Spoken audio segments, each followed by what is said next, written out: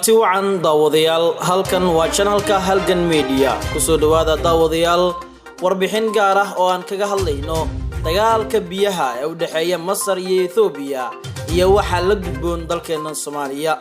Warbixintan waxaynu ku qaadaa dhigi doonaa maxaa la gudboon Soomaaliya iyadoo dagaal xooggan oo dhanka biyaha u dhaxmarayo dalalka Masar, Suudaan iyo Ethiopia. waa Jimco 18 Agost 2020 u diyaar garooba saaxiibayaal warbixintan oo dhameystiran. xogaayihii hore ee hay'adda qaramada midoobay Boutros Ghali ee xilka hay'addaasi hayay sanadihii 1992 ilaa 96 wuxuu leeyahay odaah ay xeeldheerayaashu siyaasaddu adeegsadaan kolka ay ka hadlayaan muran biyoodka dhawaanahan soo ifbaxay ee dunida ka jira. Boutros Ghali wuxuu yiri dagaalka saddexaad ee dunidu wuxuu noqon doonaa mid salka ku haya biyaha, wuxuuna sii raaciyay in uu saadaalinayo in sanadu markay tahay 2030ka uu qarxi doono dagaal caalami ah oo salka ku haya biyo macaan iyo badaha. haddaba marka aan fiirsano muranka ka dhex taagan dalka oo Boutros u dhashay ee Masar iyo Ethiopia laga soo bilaabo sanadka markuu ahaa 2011 oo ku beegan xilligii ay Ethiopia bilowday dhismaha biyo xireenka weyn, waxaynu oran karnaa waxa muuqda ifafaalo dirir dhinaca biyaha ah oo adduunka hana qaad u yihiin Masar iyo Ethiopia. haddii biyo xireenkaas uu fulo sida ay Ethiopia dimacsan tahay 70% shacabka reer Masar waxay noqonayaan sabool gacmo maran. webiga Nile-kana hoggaanka siyaasadeed ee Masar waxay u yaqaanaan mas'alad xayaat aw mawt oo micnaheedu yahay in noloshoodu ku xiran tahay dhimasho ama nolol. arin dhimasho ama nolol ku xiran tahayna ma aha mid sahlan.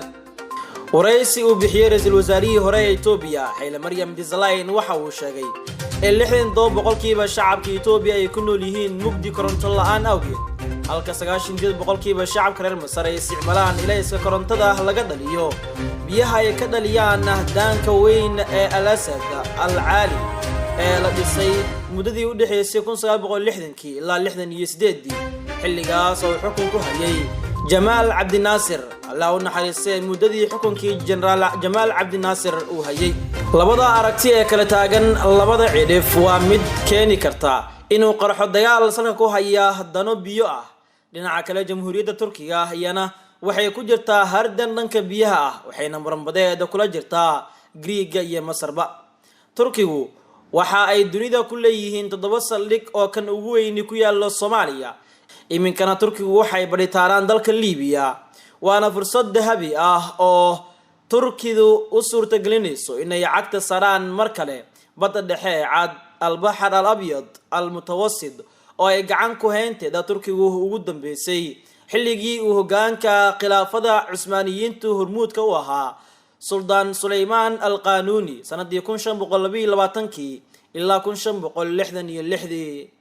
Turkidu iyo Xabashidu waxay ka midaysan yihiin aragtida oranaysa dawladaha ay biyuhu ka soo burqadaan baa xaq u leh go'aan ka gaaridda biyaha, oo Turkigu waxa ka soo burqada laba webi oo kala ah Al-Dijla iyo Al-Furaat.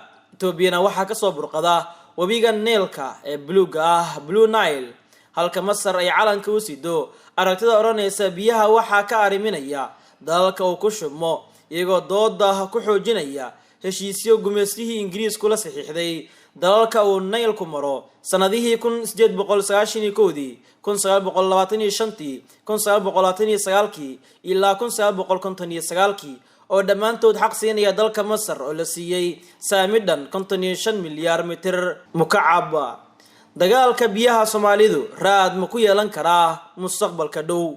waa gunta sheekada iyo warbixintan aynu maanta idin sameynay. aqoonyahan Kuwaitiyaan ah oo la yiraahdo Fahad al-Suleymani ayaa sheegay in ciidan Soomaaliya oo baditaarayaan xoogag Turkiya ay qabsan doonaan jasiiradda Suqadara. ninka hadalka ka soo yeeray wuxuu ahaa gaashaanle sare ciidanka dalka Kuwait oo iminka howlgab ah. wuxuu madax ka yahay xarun cilmi baadhis oo ka shaqeysa amniga iyo nabadda. heshiiska dalka Imaaraadka la galay Israa'iil wuxuu sala ku hayaa gacan ku haynta badda Cas 1993 markii ay Eritrea ka go'day Ethiopia. Israa'iil waa ay soo dhaweysay, sababtuna waxay ahayd dalka Eritrea wuxuu noqday dalka kaliya ee aan Carab ahayn ee dhaca badda cas. Istaraatiijiyadda Israa'iilna waxa uu dhaxaad u ah biyaha oo astaanta calankoodu wuxuu ka kooban yahay bisha Daa'uud oo muujinaysa diintooda Yuhuudda iyo sumad kale oo micno ahaan ka dhigan min al-Niili ilaa al-Furaat oo ah dhulka ay Israa'iil damacsan tahay inay qabsato oo u dhaxeeya webiga Nile-ka Masar ilaa webiga Furaat ee dalalka Ciraaq iyo Suuriya. dowlad astaanteedu biyo tahay waxaanu dareemi karnaa sida ay doonayso inay qabsato oo ka arrimiso marinbadeedka badda cad ee dhexe iyo badda cas. dhammaadkii bishii Julaay sanadkan 2020 shir ay golaha wasiirada dowladda federaalka Soomaaliya yeesheen waxay ku ansixiyeen heshiis ay wasaaradda arrimaha dibadda la yeelatay dhigeeda dalalka Carabta ee ku kala yaala badda cas. heshiiskaas anigu fikirkaygu waxay ila ahayd in laga fiirsado waayo ma habboona inaan noqono gacan u adeegta dano dad kale oo aynaan aqoon. Somaliland ayaa la saadaalinaya inay noqon karto meel ay Israa'iil iyo dadka danaheeda fuliya ay u adeegtaan, waxaana madaxda Somaliland laga dhaadhiciyay in laga jari karo Soomaaliya inteeda kale waana riyo ay ku naawilaan inta gooni goosadka ahi. joornaalka magaciisu yahay The Journalism Post ayaa qoray faallo ciwaankeedu ahaa Israel and Somaliland Long Lost Brothers oo micnaheedu noqonayo Israa'iil iyo Somaliland walaalo kala irdoobay. waxay tusaale u noqon kartaa in Somaliland ay ka damacsan tahay Israa'iil inay noqoto dal kale oo sida Eritrea ugu soo biira badda cas. dalka aan dariska nahay ee Ethiopia ayaa dhawaanahanba ku howlaneyd in ay dhisto ciidan badda ah.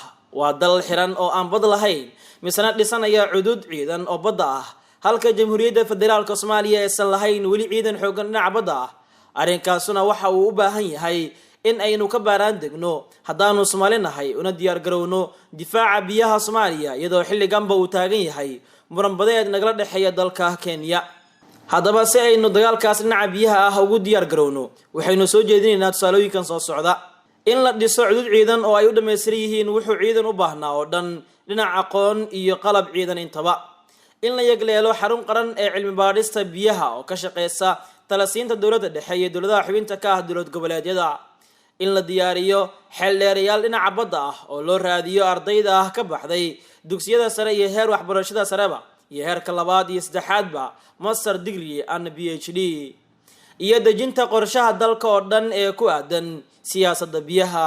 gunaanadkii dambaalkan waxaa ii muuqata khatar kusoo wajahan biyaha Soomaaliya oo Ilaahay ku galladay bad iyo xeeb dheer, dadkayguna ay yihiin kuwa muugayaal ah. anigoo rajeynaya in dambaalkan noqon doono baaq kicinaya dareen maqan iyo damac shisheeye oo micyeelisanaya. waxaan ku dhiirigelinaynaa bulshada Soomaaliyeed guud ahaanba iyo dowladuba oo kicitaanka difaaca biyaha dalkan Soomaaliya. guud ahaana daawadayaal waa naga inta warbixintii gaarka ahayd ee aan kaga hadlaynay dagaalka biyaha ee caalamka iyo waxa la gudboon dalkeena Soomaaliya, gaar ahaan midka haatan ka bilowday geeska Afrika iyo guud ahaan qaaradda Afrika ee ka dhex oogan Masar, Suudaan iyo Itoobiya, iyo doorka dowladda kaga aadan difaaca biyaha dalkeena Soomaaliya. tan iyo kulan dambe, nabadgelyo.